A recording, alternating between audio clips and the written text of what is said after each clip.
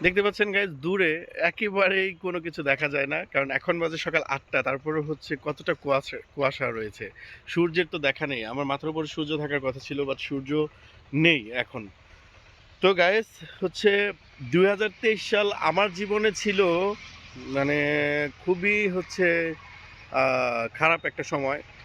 কেননা ২০২৩ সালের শুরুর দিকে যতটা ভালো কেটেছে, ২০২৩ সালের শেষের দিকে এসে গাইজ মানে মাঝামাঝি সময়ে আমি আমার জবটা হারিয়ে ফেলি।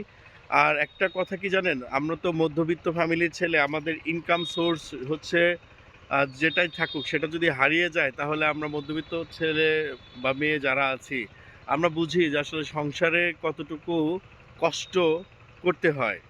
তো গাইস, জবটা হারানোর পর আমি খুবই ডিপ্রেশনে পড়ে যাই। ইভেন আমার সাথে সাথে আমার ফ্যামিলির মানুষ সবাই ডিপ্রেশনে থাকে যে আসলে কি করব, কি করা যায়।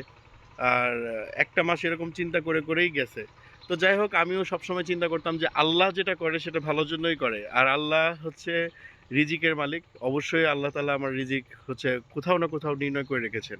একটা কথা মনে রাখবেন, যদি আপনার একটা রিজিকের দরজা বন্ধ হয়ে যায়, আল্লাহ তাআলা কোনো না কোনো দিক থেকে ১০টা রিজিকের জায়গা খুলে দেবে আপনাকে। তো আল্লাহর উপর সবসময় ডিপেন্ড থাকি, আল্লাহর উপর নির্ভর করি।